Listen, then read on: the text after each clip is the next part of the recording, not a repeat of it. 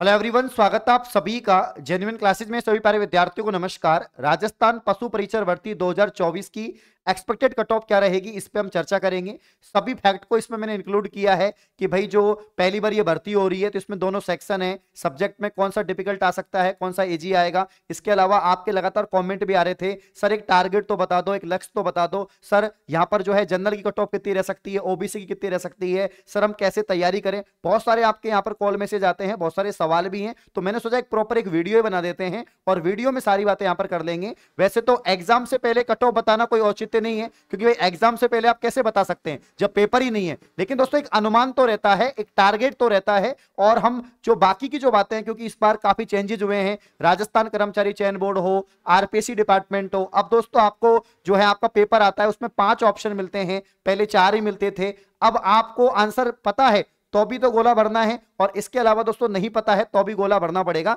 ये सारी बातें मैं आपको बताने वाला हूं। तो पशु परिचर भर्ती 2024 की हम बात करेंगे, क्या जाएगी कट ऑफ, ठीक है ना, एक्सपेक्टेड कट ऑफ क्या रहेगी ये मैं आपको बताऊंगा। और पेपर देते समय किन बातों का ध्यान रखना है, तैयारी करते समय किन बातों का ध्यान रखना है, ये भी हम चर्चा करेंगे।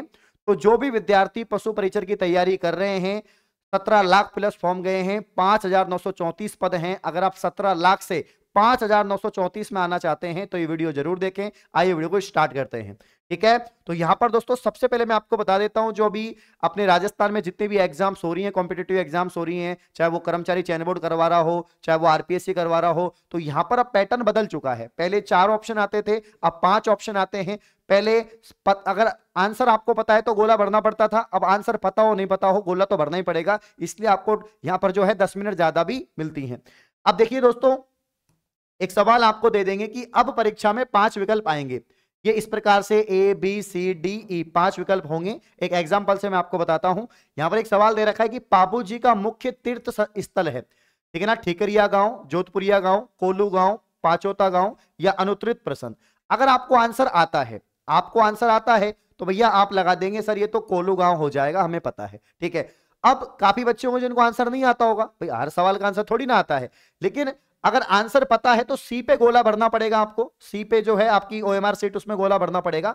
अगर नहीं पता तो भी आपको दोस्तों गोला भरना पड़ेगा, यानी आपको अनुत्तरित प्रश्न यहां पर पे जो है इसके सामने जो ओएमआर सीट होगी उसमें ई ऑप्शन होगा, तो ई के साइड में या नीचे जो है आपको क्या करना पड़ेगा, गोला भरना पड़ेगा। तो ये थोड़ा ध्यान रखना। ये जो नए स्टूडेंट है, क्योंकि 10वीं पास ये भर्ती है, तो पहली बार आप एग्जाम देने जा रहे होंगे, काफी स्टूडेंट ऐसे होंगे जो पहली बार ही फॉर्म लगा रहे हैं, क्योंकि फॉर्म इसके 17 लाख प्लस है। तो मुझे पता है आप में से बहुत सारे ऐसे स्टूडेंट हैं जो पहली बार एग्जाम देने जाएंगे, तो इस बात का ध्यान रखना, क्योंकि इसको फिर पेनल्टी भी आपके लग सकती है, ठीक है ना, ऐसा नहीं करेंगे तो। अब दोस्तों कितने नंबर लाने हैं, इसमें आप सभी को पता है कि भैया 150% का ये पेपर होगा, 3 घंटे का पेपर होगा, एमसीक्यू टाइप ये पेपर होगा, 150 नंबर का पेपर होगा। और इसमें 2 पार्ट हैं। कितने पार्ट हैं, पार्ट ए है और पार्ट बी है। पार्ट ए की अगर हम बात करें दोस्तों, तो पार्ट ए में आपका राजस्थान जीके है, आप सभी को मालूम है, ठीक है ना, राजस्थान जीके है। इसके अलावा इसमें करंट अफेयर भी आएगी। यहाँ पर सामाजिक अध्ययन वाला जो पोर्शन है उसमें से भी कुछ सवाल आपके आ सकते हैं।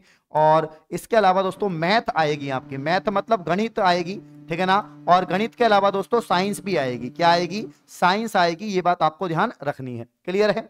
अब दोस्तों पार्ट बी की बात करेंगे तो सब कुछ क्लियर है कि भैया इसमें तो पशुपालन आएगा, पशुपालन आएगा, जिसे हम एनिमल हस्बेंड्री कहते हैं। क्या कहते हैं, एनिमल दोस्तों हस्बेंड्री यहाँ पर जो सब्जेक्ट है वो आपके आएगी। एनिमल हस्बेंड्री जो सब्जेक्ट है दोस्तों, उससे सवाल यहाँ पर आपके बनेंगे।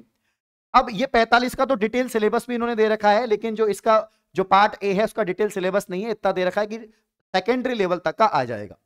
अब 105 में से कितने नंबर आपको लाने चाहिए कि आप सेफ जोन में आ जाएंगे, कितनी कट ऑफ जा सकती है, बी पार्ट में आपको कितने सही करने पड़ेंगे, और इसके अलावा कुल प्रश्न आपको दोस्तों कितने यहां पर सही करने पड़ेंगे, इसकी भी हम लोग बात करेंगे। अब देखिए आपको कितने लाने हैं और कितने सही करने हैं, कितना टारगेट लेना है, क्या कट ऑफ रह सकती है। अब 150 सवाल हैं और 150 ही आपके जो है मार्क्स हैं। एक सेक्शन आपका मैंने बताया 105 का है और एक सेक्शन आपका दोस्तों यहां पर 45 नंबर का है। अब 45 नंबर ये जो बी पार्ट है ना, यही डिसाइड करेगा आपका सिलेक्शन होगा या नहीं होगा। क्योंकि राजस्थान जीके तो कॉमन है, जो कंपटीशन की दुनिया में आता है वो जीके जरूर पढ़ता है, चाहे राजस्थान की हो इंडिया की हो, तो जीके सबको आती है।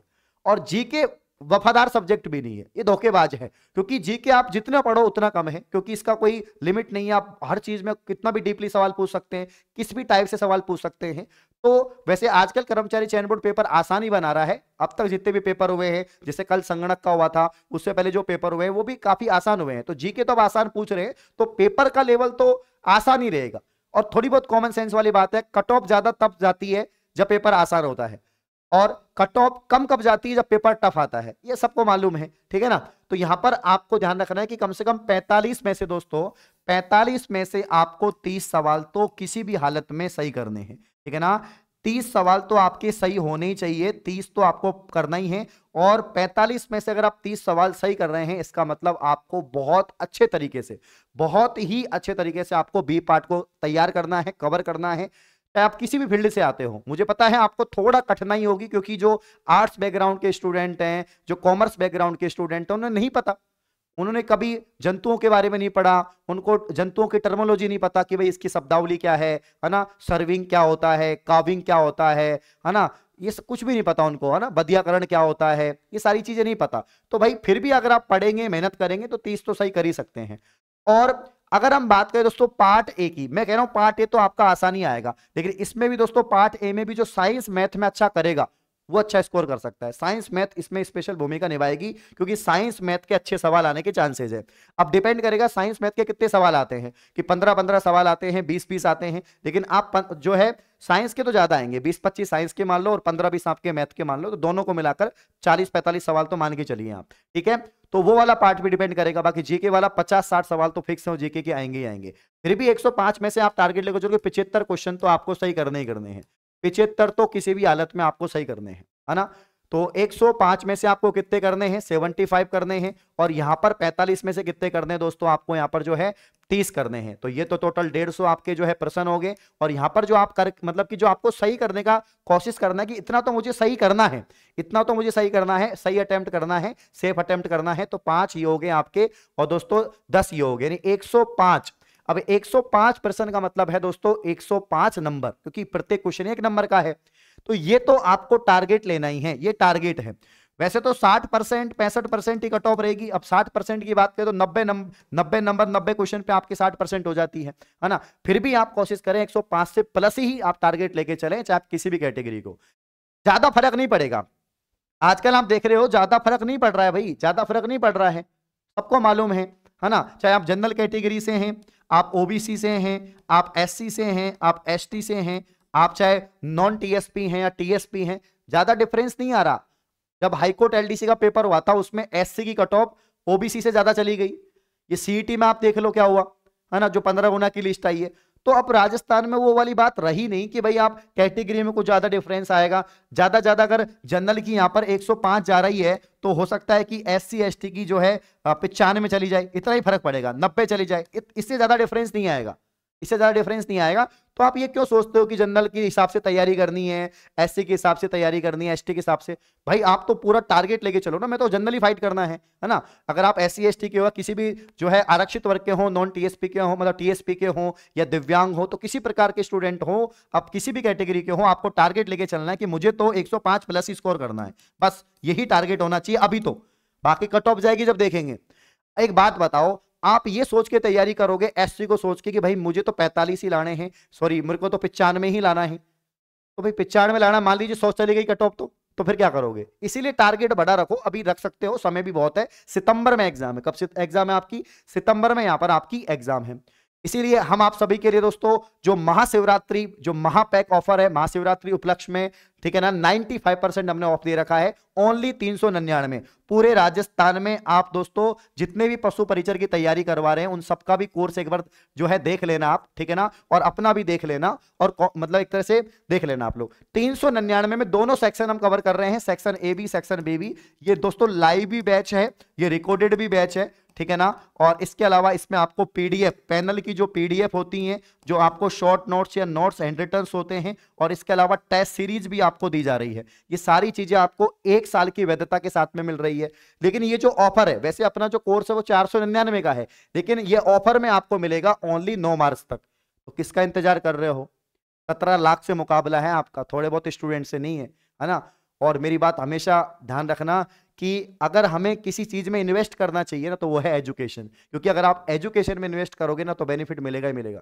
शिक्षा में किया गया निवेश सबसे बड़ा मुनाफा देता है, ये बात ध्यान रखना। तो भैया 399 रुपए कोई ज्यादा नहीं है। अगर 399 रुपए इन्वेस्ट करके आप एक सरकारी नौकरी लग रहे हैं, इस समाज के बोझ से आप जो है आगे बढ़ रहे हैं, माँ बाप की आंखों का तारा बन रहे हैं, उनका सपना पूरा कर रहे हैं, तो इससे बेहतर कुछ नहीं हो सकता। तो आज ही जेन्युइन क्लासेज एप्लीकेशन को प्ले स्टोर से डाउनलोड करें, कोर्स को परचेज करें। कोई भी समस्या आए नंबर पे कॉल आप कर सकते हैं, एप्लीकेशन का लिंक डिस्क्रिप्शन में। तो ये मैंने कट ऑफ आपको बता दी। 105 से प्लस ही आपको टारगेट लेके तैयारी करनी है। काफी समय है, अभी 6 महीने का पूरा समय आपके पास पड़ा है। 21 से 24 तारीख के बीच में आपके सितंबर महीने में एग्जाम रहेगी। तो पढ़ते रहिए, और कोई भी आपको जो है पढ़ाई के दौरान दिक्कत आए तो इस नंबर पे आप कॉल कर सकते हैं। बाकी हम एप्लीकेशन पे फ्री टेस्ट भी आपको उपलब्ध करवा रहे हैं, डेली आपकी प्रैक्टिस के लिए क्लास भी चल रही है। इस प्रकार की और वीडियो पाने के लिए आप चैनल को सब्सक्राइब करें। धन्यवाद।